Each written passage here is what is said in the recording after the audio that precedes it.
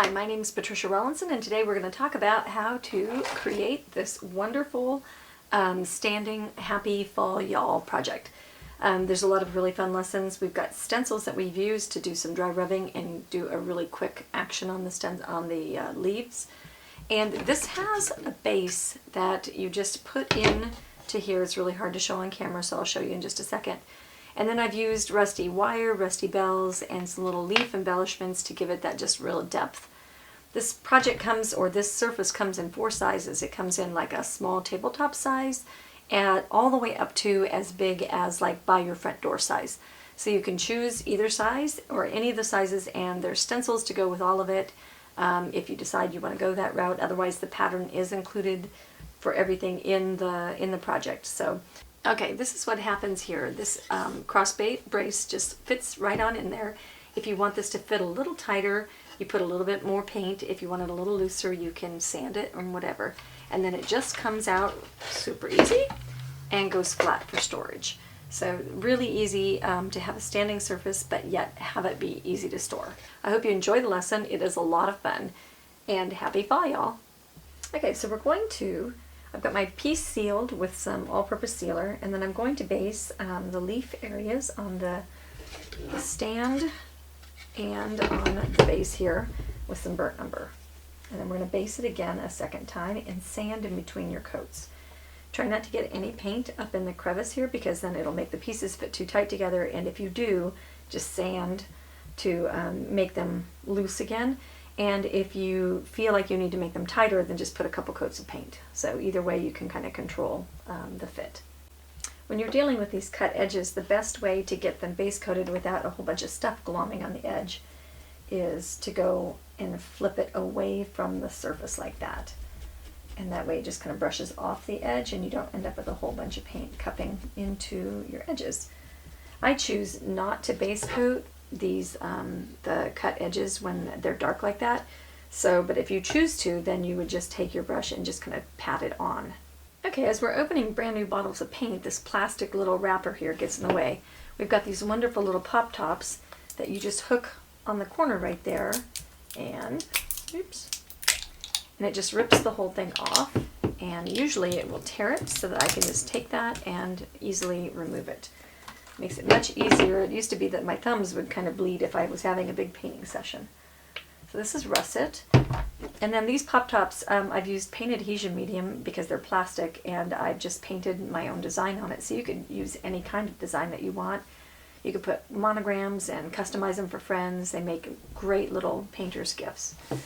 So now we're going to take our burnt umber. Oops, and I haven't sanded yet. Listen to how rough this is. Okay, and then up here, much different sound. So I'm going to go ahead and sand, and I'll come right back. Okay, when we're getting ready to sand, I like these little sanding discs. They're two-sided, and there's basically 4 different kinds of grits. There's 2 sanding discs, but there's a super rough, a less rough, a finer, and then a finest on this, and so you can choose your grits. And I love the size. They last a really long time. I mean, they might last me maybe a year per disc. Okay, and then you can just sand off what you need, and it doesn't really mark it up or anything like that. And then if you want to go super fine, this is called super film, and the super film is really, really fine, and you can do wet sanding with this. And I usually cut mine up into these little squares, and they come a couple sheets, so you could, and one of these sheets will last you a really long time. They don't seem to wear out. And then that's for really fine sanding. And then if you go ahead and wet your surface, this is of course once you're all varnished and everything, you can actually do some wet sanding, and that's a whole nother subject, but it is a really, really ultra fine prep technique. And one thing that I learned, I'm going to go ahead and I'm going to talk my way through this, but I'm going to rebase with a little bit of burnt umber, and then I'm going to slip slap with some russet. So one thing that I learned when I was a new painter was that if you want to elevate your painting skills instantly, then you'll pay attention to things like sanding and no ridges. Those are 2 things that you don't need a lot of skill to be able to improve on, and it is something that when you improve on that, it will greatly change the level of your projects. So that is how you can instantly increase your painting skills or make your art look better. Now while this is wet, I'm going to slip slap with a little bit of my russet. And what I want to do here is I just want it to look a little bit more like just something's going on in the background instead of just brown. Yeah, I've got my non-stick craft mat here. They come in black and they come in tan, and that's just water that I've just pressed out there. And then what you do is, what I love about this is nothing sticks to this. Glue doesn't stick, hot glue doesn't stick, two-part epoxy doesn't stick, nothing sticks to this. So I just squirt it with water, and then my paint will just peel right up. And then I just take, usually I like to use a used paper towel, but I've cleaned my studio and don't have any. And then you just take your clean paper towel and you just wipe it up, and you have a clean place to paint. And that means no more paint sticking onto the bottom of your surface, because you can control how clean your painting area is, but you can still get it dirty. Okay, I've got my pattern pieced together, and you can see that I've got some floppy stuff here and here. When I'm tracing my pattern, I don't want to have a whole bunch of flopping things, so I really love to trace using the yellow tracing paper on a roll. And the reason for yellow, you'd think white would be better because you think yellow would cloud things, but if you think about how transparent yellow pigments are, that's not necessarily the case. So what I'd like to show you, keep that there, is when you smooth it, look at how crystal clear that is. If you put white over the top, white would make it cloudy, and the yellow just makes it clear. And they actually use this yellow or canary paper as a learning tool for reading in classrooms for people who have problems with reading. It helps focus the attention where the letters go, and because it's so clear, it makes a really lovely tool. But for us, we're going to use it in our pattern tracing, and so I just need some of my basic details around the edges so I know where things come and go. Because I'm using some stencils and things, I don't need all the details, but I'm going to go ahead and trace it, trace what I need. And what's neat about this too is it will rip. It has a grain, go this direction, it has a grain that goes in both directions, so you're going to get a really straight tear, and you'll get a really straight tear if you go in that direction too. And following up, one more thing is the best little marker. This is a pen stick. Little marker for tracing your lines. It doesn't bleed, and it doesn't do that kind of smeary weird thing that the Sharpies do. So this is a wonderful little tracing marker, sorry. And it comes, this is the 5/0, and if you want it finer, it comes in a 3/0 as well, and it even comes in a 7 as well. But that's going to be really heavy. Okay, we're going to mix some Canyon Orange with Georgia Clay. I'm going to use my offset palette knife, which has a little bit of room. If you use a flat palette knife and you try to mix with colors on your palette, then this part, if it went flat, would kind of get into all your paints. So this keeps it lifted up above any kind of junk that you have laying on your palette. And it's real flexible, so it does a good job of mixing. Anyway, so I'm going to blend those together. They don't make an orange that's quite as dark as I want, and the other is too bright, so we'll just mix them together. And I don't know if you noticed, let me show you a little kind of trick here. When you're mixing, if you pretend like things are chocolate chips, and if it says 2 to 1, then what you can do is you can put out two basically equal size chocolate chips, and then one chocolate chip of the other color, and now you've got 2 to 1. And that's an easy way to kind of measure when you are needing to measure paint. Okay, instead of just dry rubbing, which is usually what I would do for getting highlights, because these are big areas, what I'm going to do is I'm going to do a little wet and wet slip slapping, a little too wet. I've got a little water in my brush, and I'm just going to rebase my area, but I don't want it super duper heavy paint. I'm going to do these top 2 areas first. I'm going to wipe out my brush. And then I'm going to pick up a little bit of butterscotch, just a little bit on the tip of my brush, and wipe it out. And then I'm going to go ahead and do a little slip slap in the center areas, and then blend it.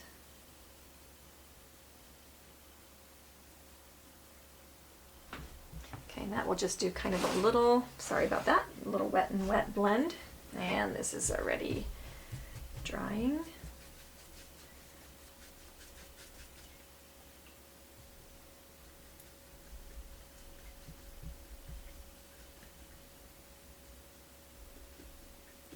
gives us just an opportunity to beef up those highlights without doing too much hard labor. And maybe just a little bit more right here.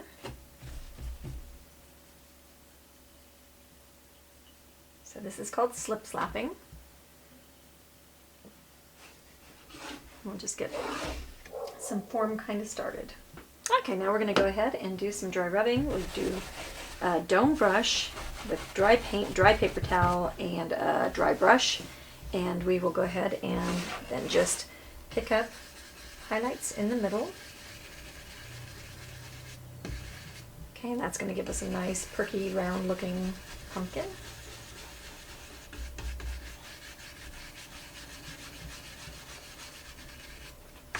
Okay, and you can brush off any dust. Try to not leave, you know, weird little streaks, and if you do, you can kind of stipple to erase them.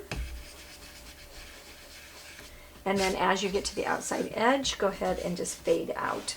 And then when we shade, it'll glaze down. We're going to repeat for these other areas, and then we're going to go into another color, and I'll bring you back for that. Okay, now we're going to dip a dirty brush into Marigold. And I'm kind of just neutralizing the color by dipping in there and wiping it off 2 times on my paper towel. And I'll show you on this middle one because that's one I can get on the camera. This piece comes in, I think, 4 sizes. So it comes in a really nice tall one that would be great for by your front door. This one would be awesome like in your house near your decorations. And then there's a tabletop high one, and then there's just a little cute little one. So you can get it in any size. This is just convenient for me painting and showing it on camera. So now we're going into Marigold, and we're repeating the dry rubbing with that. Okay, so see how that nicely yellowed everything up. Nice and bright and perky. Okay, in order to get my pattern on here so that, and I'm not liking how I've got my pattern traced on here actually. I'm going to, my red lead ran out, so I'll go and switch this. Seems like maybe my pattern might have been just a little bit wonky. And yeah, we'll have to fix that too. Okay, get out.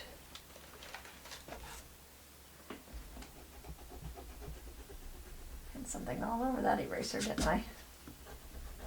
Never put paint on your erasers and then not fix it and take it away.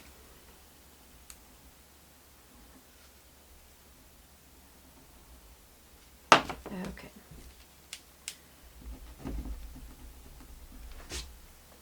So in order to make this so that I can go ahead and do a fun, quick technique for getting all the dark color on my pumpkins, what I'm going to do is I'm going to float underneath right on the line so that when it dries it won't come off, and then I'll know exactly where my line is, because if I put retarder or extender on this, then it is going to instantly go away.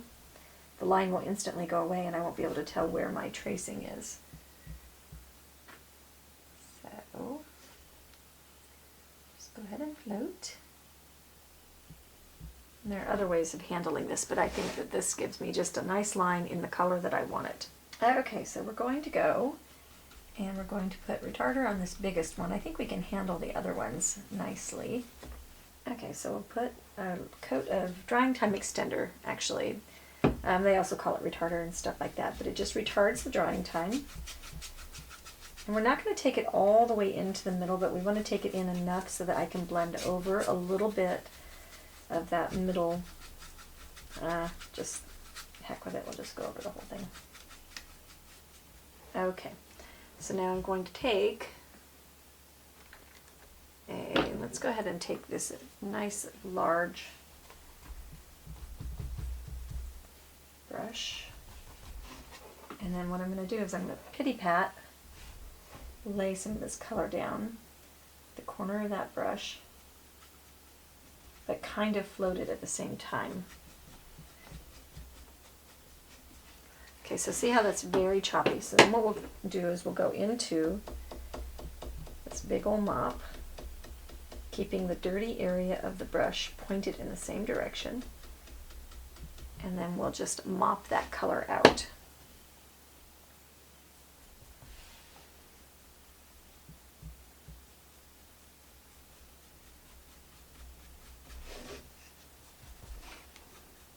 And by using this kind of rougher bristle brush, it kind of blends it into the surface just a little bit, and it doesn't want to stay there. It's not stuck, which I like.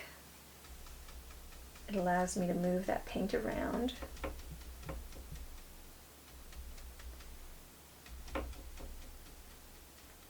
And you can also kind of, slip slap this way as well. And you can do multiple layers if you need to, so you can go back and let it dry and then do it again. Okay, I've taken my pattern and just kind of scribbled onto the different ones. The ones that are darkest are in the furthest back, and the other ones that are gray are medium, and then the others are pretty much right on top. So I'm going to line my stencil up with the first one that is way underneath, and I'm going to use the sequence. Look at your pattern packet. I'm going to start with russet. Give that a little base coat. You can flip your stencils either direction, so make sure that you are thinking of it that way so you don't end up with repetition. Do make sure that they're dry or wiped off. Okay, and I'm just going to let that sit, and I'm going to attack the other base with my other stencils, because I've got 4 of them, and that way I can be working 2 side by side. Okay, so I actually ended up just attacking this. So I'm going to use a smaller dome brush, and then I'm going to line that up. And then we're just going to use this as a mask and create some highs and lows on our leaf. That way it has like some different colors to it, but it's not super difficult to accomplish. So I'll repeat in that same area to brighten it up with Marigold. That was honey brown. Once again, just look at your pattern. Okay, and I'll switch brushes. You're going to have a couple of these brushes in different states. I'll switch into the orange colors, and then we'll go kiss the edges of the leaf with a little bit of orange. Doesn't matter where you put it, do it how you like your leaves. And then take a little gander at it. Maybe we want to pop that up just a little bit more, so we'll go into the next color in the sequence, which is Canyon Orange.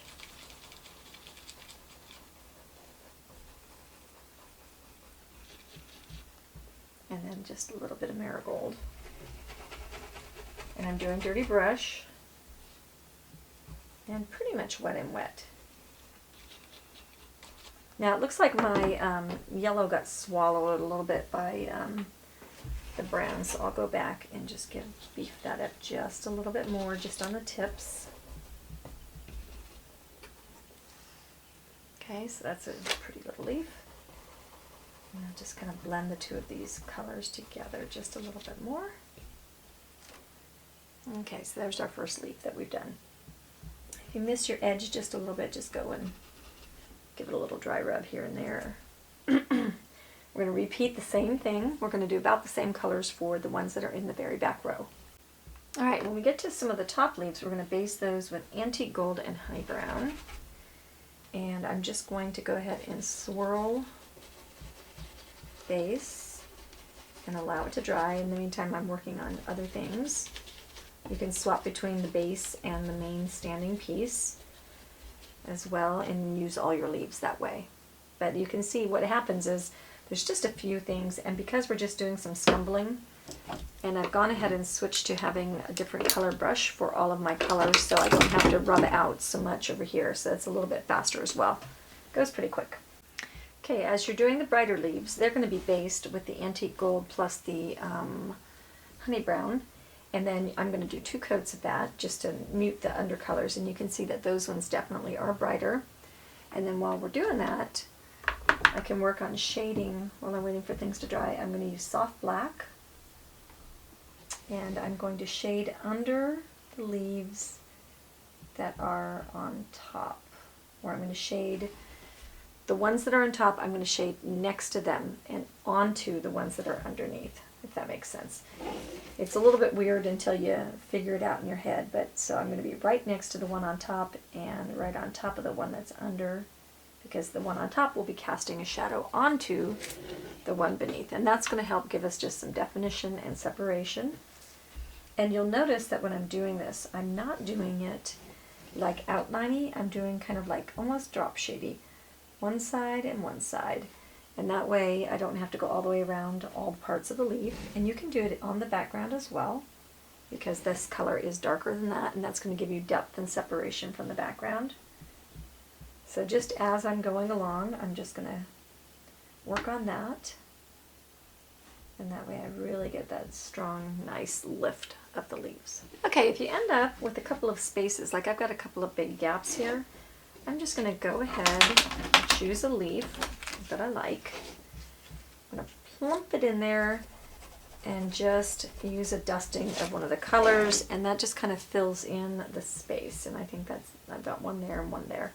So just feel free to just kind of do a little diffusey moment.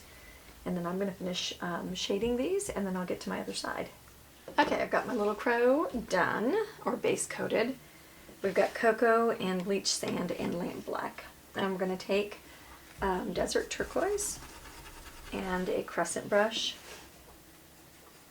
and we're just going to create the highlights on his little wings. And you want to do shape following so that you get the it's going to look like it almost is self-shading when you do this.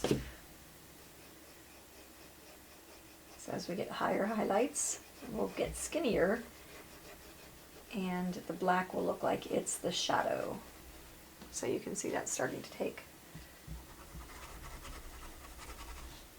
And because the crescent brushes are very narrow and they're fat one way and narrow the other, you can go wide in circles or skinny, and that makes it a very, very versatile brush. So you can get the control that you need for any application. And then here at the base, because that's where it's all joining together, we'll just do it in a little bit rounder technique. Okay, we can repeat until we like what we've got with that color.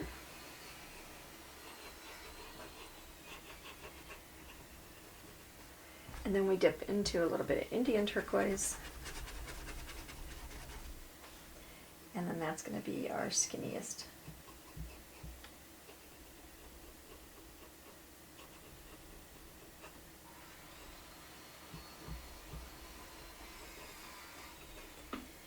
Okay, and so there's our highlights. Okay, if you want to give just a little bit of extra detail, you can just take a kind of a dry brush and just really give it a strong, scratchy kind of detail. You wouldn't do that everywhere, but some places like on the tail and the wings would be perfect. Okay, so let's get in here and do some detailing on the crow. We're going to use yellow ochre, and we're going to dry rub, same thing that we've been doing the whole time. And we're just going to create that foundation of highlight on his little beak.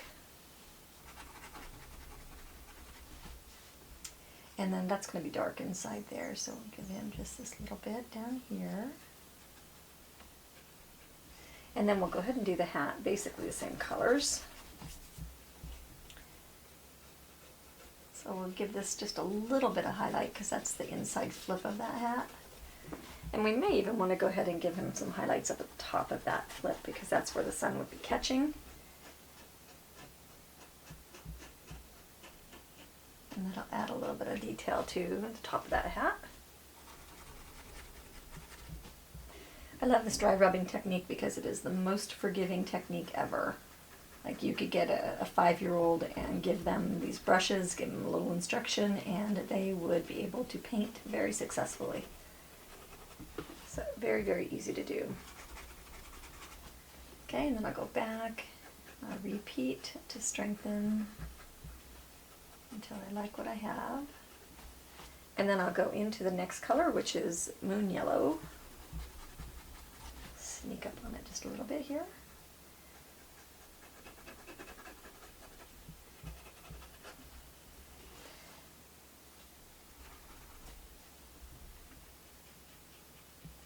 So on the hat we want some texture, and on the beak we don't want texture. And then we'll go into Sunny Day, just to perk up that color. And for the hat, I'm going to cut off a piece of magic mesh, which is sticky on one side. Okay, although mine is not as sticky as it once was, because I've been using this. So, and then I'm going to go through the magic mesh with my Sunny Day, and we're going to create that texture that looks like it's a woven little item here.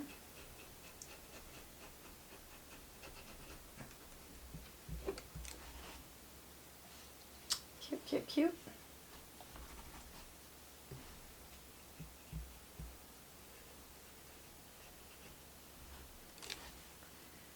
Okay, and that just gives us that lovely texture, and then we'll go Sunny Day here. Good. Now repeat on the other crow. Okay, we're going to take our little crow and we're going to shade with some burnt sienna. I like burnt sienna because it's sheer, and so that means you can float right over those details, and it's just going to help everything kind of meld together. Makes me happier than just colors that sit on top. So the opposite of sheer is going to be a color that's opaque, and that is a color that has a lot of solids in it, so it base coats really well. So if you have a color that doesn't base coat real well, then you know that it's probably a sheer color. So we'll get floating over the top. This is a little bit orange, but I think it's okay, because this is a pretty orange project. So why stop now, right? Okay, and then we'll get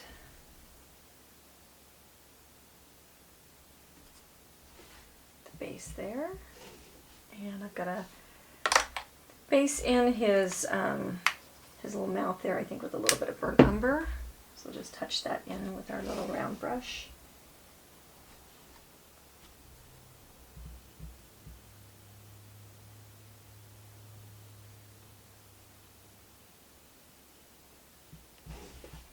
And I could go wet and wet with that little bit of a brown brush and a little bit of black, and just kind of shade that with a little bit of dry brush action.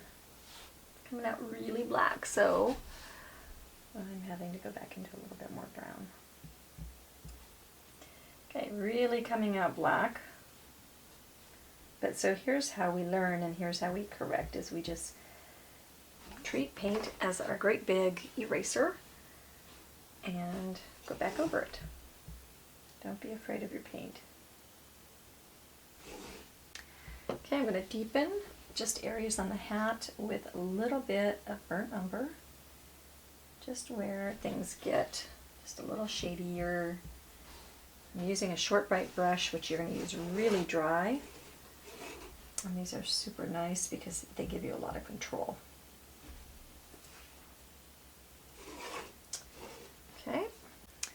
Okay, we're going to shade our kerchief with just a little bit of soft black. We don't want to bring this too far in because it's going to make everything kind of look a little bit kind of like red.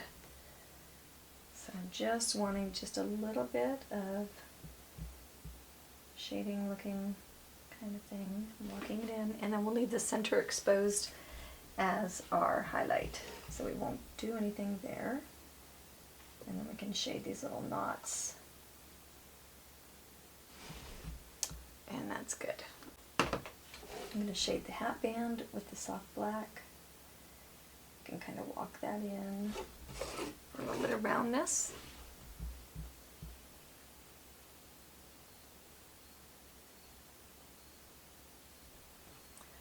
And then we can do just a little bit of maybe milk chocolate for our, and maybe burnt umber. Let's see what we got. Nope, that's not light enough. Burnt umber plus bleached sand. There we go. See how that's getting very, very, very, very, very orange. I'm not happy with that. I've lost my red completely. I'm going to put it back.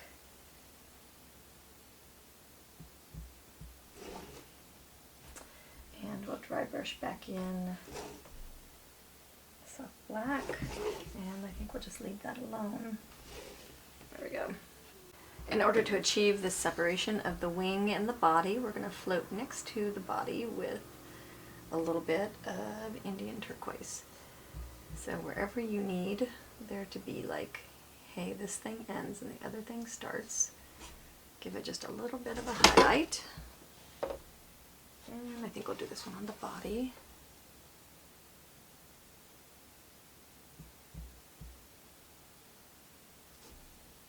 And you could do his little forehead if you wanted to. There we go. Okay, we're going to go into a little bit of our evergreen and mush it into our brush. And then I'm going to go dirty brush with my Patty's Favorite dry brush into Hauser medium green. Now notice that I'm not pulling out piles and piles. I'm working it against the edge and working in my brush. I should have a big ridge up here and it should be really flat on the bottom. We flick on a paper towel, and this is going to be dry brushing. This is going to be the one that leaves streaks of the actual dry brush color. So what we'll do is we're just going to do shape following strokes, and that's going to give like a kind of a streaky highlight. And if I need a little bit more evergreen, I can work that in. So we'll go here. And so we can do some, I can use my chisel of my brush just to get that kind of streaked.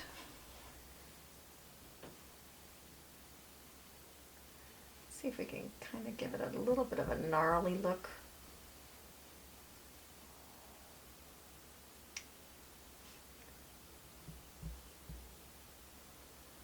And we can just kind of go over the whole thing for, okay, a little bit of blending.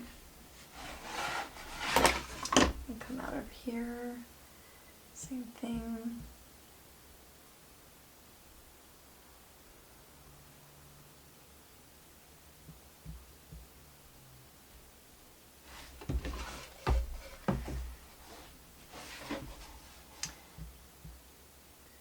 And I'm not going to repeat all of these on camera, but what I will do is I'll show you the next step, which is going to be to dirty brush into Hauser light green dirty brush. Flick on our paper towel, and now we'll come up here and we'll give it just a little bit more. I'm not hitting the same spots. Definitely want to just kind of create textured interest.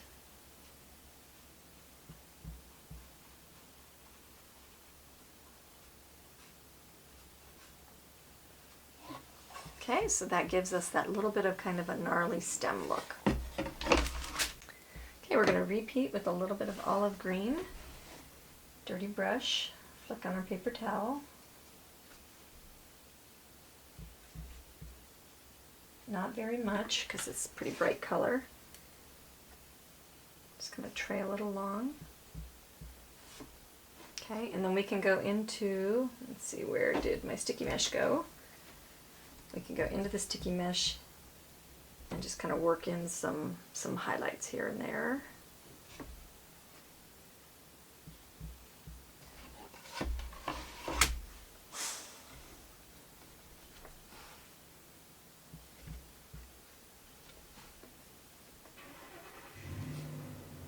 Okay, we're going to shade where things go behind each other with black green.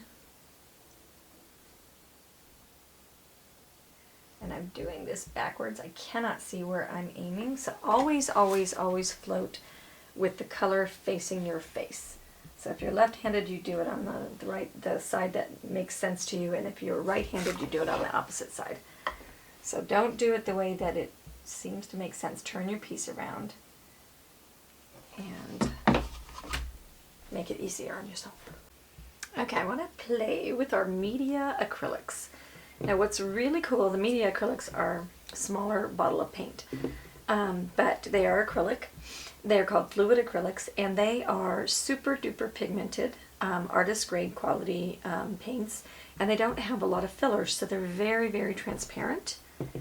And they come in some absolutely gorgeous colors. You can't see this one very well because it reads kind of dark, but it's a phthalo blue green, and it is glorious. Now what I want to do, I want to show you what you can do with this. So in the case of our leaves, okay, I've got I can't even say it, diarylide, diary yellow, we'll call it that because I can't say the whole word. Quinacridone gold, vermilion, English red oxide, phthalo blue-green, and quinacridone violet. Okay, so watch what happens when I take a little bit of the diary yellow, which I know isn't its name, but I'll learn how to say it later. And we just go on here onto our yellow area on our leaf. And I don't know if you can tell, but my gosh, that just made that just about electric. So just a little dab will do ya. You can just go over your colors here and there wherever you need just a pop of color. You do not want to use this super strong. You want to make sure that your float is nice and floaty and washy. And you don't want to get too electric. Okay, so that may just be bordering on just a little bit too electric. Okay, then I can go into, I love the Quin, we'll call it Quin Gold, because that's also a mouthful. It's got a real burnt sienna-y look, and it's probably going to be just luscious on some of these brown areas. Let's go over here. And so basically I'm kind of doing a float wash. Really, really, really, really just enlivens your colors. Okay, I'll go, I think we'll stay in the Quin. And so I've got my mop here as well, so I can do some blending if I don't feel like I get it sheer and transparent enough. I could dry rub through my stencil, but it's going to be stronger. So I think I'm preferring just to glaze. Okay, and that's just so much richer. Now what we could do is we can take our dry rubbing brush and we could go into our Quin Violet, which is such a powerful color. Just eliminate as much of it as we can over there. And then we could come in here and just rub in just tints of violets here and there to deepen and to add excitement to our colors. So maybe up the middle where things are.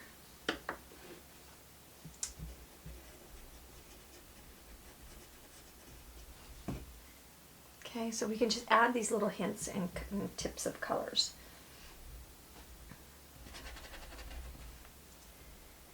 Here where we have some shading. Okay, and that's just going to make everything richer.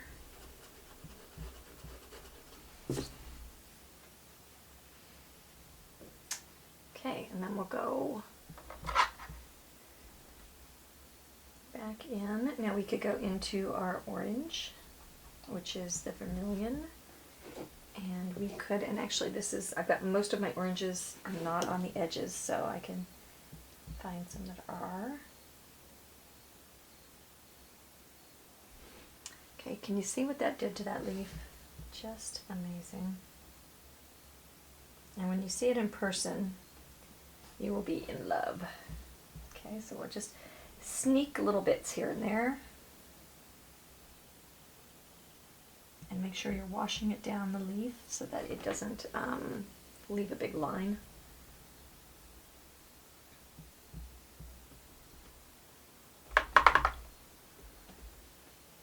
Okay, now we'll try a little teeny bit of phthalo green. Phthalo green is super duper duper duper bold and assertive, so we want to be really careful not to do anything too bold or too assertive with it. Okay, so just little teeny itsy bitsy glazes here and there. And it is just possible that that might just be too bold and too assertive. So let's try dry rubbing it. I'm putting just a scant hair on there. So then that just richens up our greens just a little bit. Okay,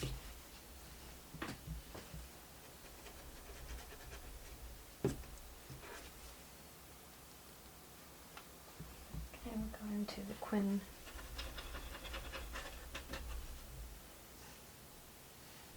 see if we have any place else. Now I'll move on to my other piece. So this is what you're going to do, is you're going to use these colors and you're just going to do little glazes here and there.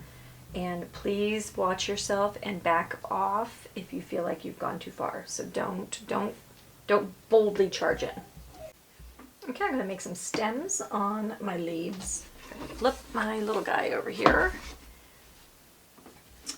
And so on the bright colored leaves, I'm going to use soft black. And I'd like to have a little bit of bend to my stem. I don't want straight. And I've got a little bit of water in my brush. I'm using a Raphael Kolinsky. Those are a little bit strong for me, so what I'm going to do is use the blending technique called touch it with your finger. Okay, and that just helps us. I'm doing just really a soft. I just want just a little bit of detail. Don't want a whole lot of boldness. Okay, so that's just how I'm going to get that look. Okay, and then on the dark colored leaves, which I don't have as many as I've had on other projects, I'm just going to use some cocoa and give them some stems. The cocoa will probably settle into that pretty nicely, so I'm not going to have to blend that. And it's okay to go right through a stem or right through a leaf and then go back and just kind of erase.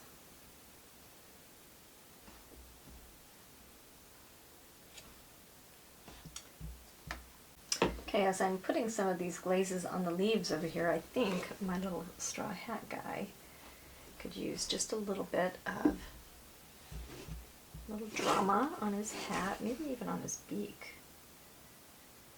Try to stay in the shadow area if you're unsure of the color, because then it'll warm it up without being too electric. Just kind of make that be a little bit jazzier. This is almost like using the hot shots from way back, except for they have them for every single color, and you can use these independently as well.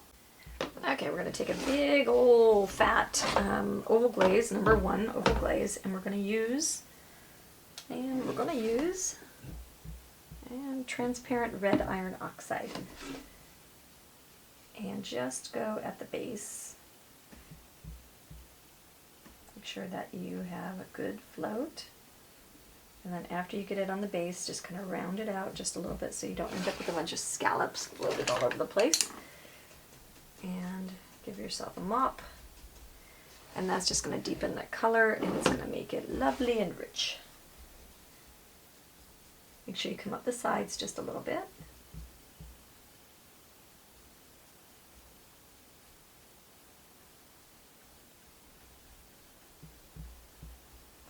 And try to do things a little bit like uneven. Don't do them the same exact.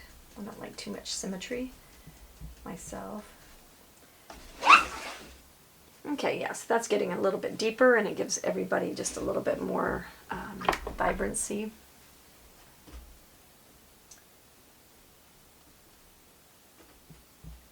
Okay, and we'll finish at the bottom. Okay, we want to add just a little bit of interest. We're using Moon Yellow and Canyon Orange together. Just kind of brush mix it 1 to 1. Dry rub, and then let's do some sticky mesh. And just have some accents here because there's a lot of orange space. Let's get a little bit of kind of broken up thing going on here. And we'll take it out of the lettering area so that it just kind of frames. You know what I think? I have my sticky mesh upside down. Whoops. It's not so sticky when it's not upside right. Okay, so yeah, that's adding just a little bit of country feel to it. I think we can do just a little bit more. This guy is a little bit lonely over here.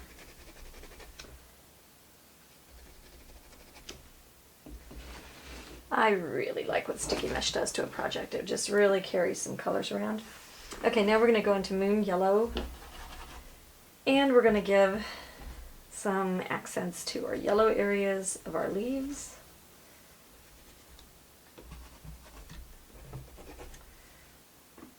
And that's just going to add a little bit of movement, a little bit of something going on. Keep it muted on the ones that are not supposed to be real bright.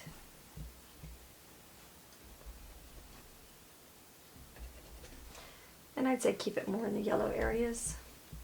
Okay, now I'm going to continue onwards to my standing piece. Okay, we're going to splatter. We're going to spatter with soft black and water. Use a heavy-handed brush. Always test off on your palette because it will make a big fat mess. And then I'll just tap over the whole of the leaf area.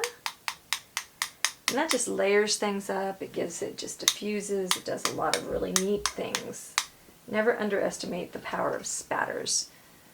Juanita Denton, who is an artist that's published a bunch of books and stuff, she once taught for me and said that she paints to spatter.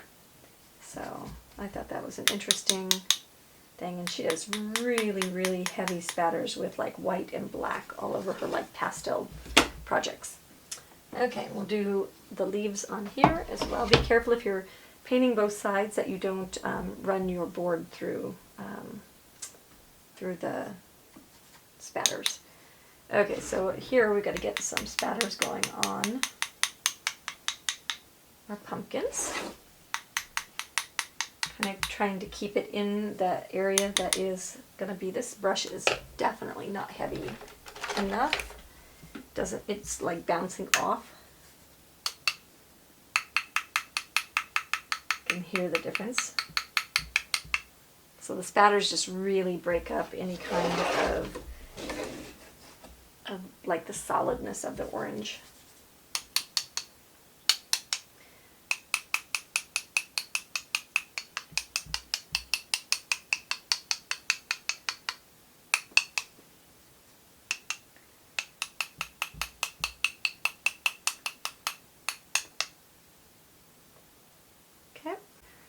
And a constant effort to make things go one way and then the other, so we want to diffuse a little bit with the dark, and then I'm going to spatter with the Media Paint Metallic Gold to give it just a little bit of elegance. So we country it up and then we elegant it up, and we country it up, elegant it up. Okay, and that just gives us a little bit of kind of shimmer and shine and just does some neat things. Alright, we're going to use burnt umber and dry rub the top of our lettering. So by dry rubbing like this, it's going to be really sheer. And then we're going to do the same thing from the bottom up and use soft black. And that's going to give us this kind of darker at the base than the top kind of look. A couple pieces of tape would be a smart idea for hanging onto your stencil. The more I stencil, the braver I get.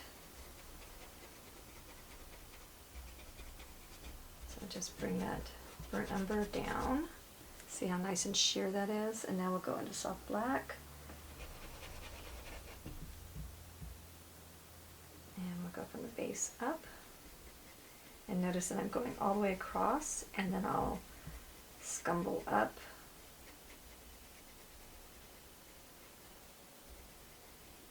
And graduate that. And that way we get that really nice deep down at the base. And I could go back in and I could deepen it just a little bit more if I wanted to. Have to do that to the other letters. Yeah, I think I like that just a little bit darker like that. And I'll do the bottom ones the same way. I'm not so sure what I'm doing with my fall leaves yet, but I know I need them colors. So I'm using an ink sweeper, and I've got Hauser medium green on one side, and I'm just doing 1/2 of my leaves with the Hauser medium green, holding it down with the other, and then I'm flipping it around and doing the other half with honey brown. So then honey brown goes on the other side. And then you can mix a little bit of the quinacridone burnt umber with it if you want to give yourself just a little bit of red. You could go into your diary yellow, and you can put more of the yellow color, so you can just kind of do the leaves you want, but it's a real fast way to get them done. None of this base coat with a paintbrush and stuff like that. So, okay, so we're going to thin out some soft black plus lamp black, and we're just going to go ahead and just do kind of a fading line towards the bottom of our letters. And make sure that you have washy paint. Okay, now I've got a little crimp in the end of my wire. I've got some rusty wire. And we offer all of these on the website just because it's really hard to track down specifics in these. So I've got that crimped, and I'm going to go ahead and twist the ends. And then I'm going to give some little curls. Okay, and then I'll chase some of the things down. And give a curl or two in between. Chase some things down, curl again, keep on going, and then every now and again throw in like 3 curls, and then we'll have just a whole bunch of different weirdo stuff going on here that we can have fun with. Okay, so that's how I'm going to get all these leaves to be spaced out on this, and then what's neat is you'll be able to stretch it and form it to drape around your piece.